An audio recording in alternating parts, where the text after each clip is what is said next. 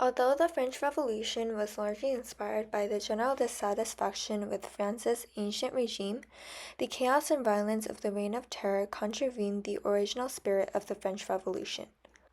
Ancient regime France comprised three institutions: absolutism, the estate system, and the seigneurial system. An absolute monarch, which was insensitive to public opinion, proved unable to respond to the needs of the people in an efficient manner.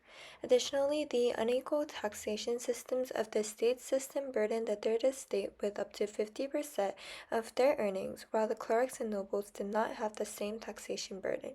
Finally, the excessive rents received by the landed nobles under the seigneurial system left the poorer members of the third estate unable to even afford bread to feed themselves.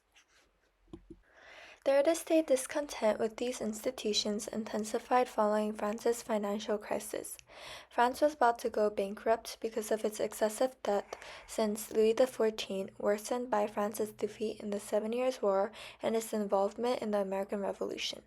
Louis XVI's decision to call for the Estates General led to grievances from the Third Estate, who felt underrepresented in government but overburdened with taxes.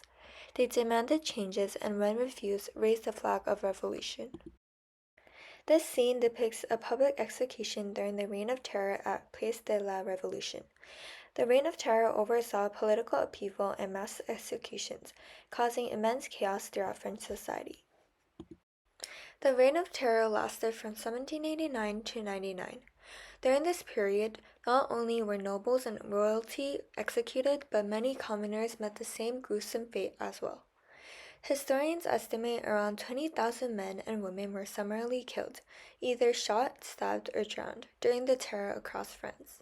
Maximilien Robespierre, a Jacobin leader who played a critical role in the Reign of Terror, exemplified the consequences of a fanatical devotion to ideology.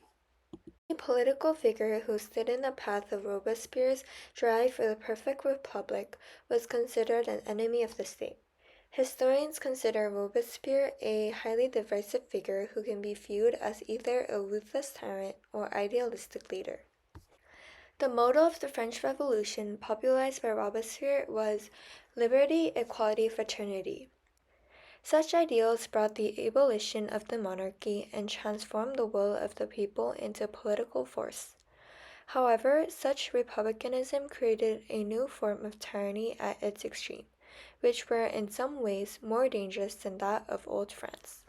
Robespierre's speech to the National Convention in February 1794 exemplifies the ruthless nature of his mission. When only the government lacks virtue, there remains a resource in the people's virtue. But when the people themselves are corrupted, liberty is already lost. For a Republican idealist such as Robespierre, anyone who deviated even slightly from Republican sentiments were executed in order to establish a prospering republic. Supporters of Robespierre's terror believed that getting rid of dissenters were necessary even if such actions seemed contrary to the liberal ideals of the Enlightenment and the Revolution. The French Revolution brought an end to the feudal class system, abolished the monarchy, and created a national consciousness in French society. However, the chaos and disruption of the Reign of Terror eroded public trust, especially among the poor, and promoted the cause of those seeking to restore the traditional orders.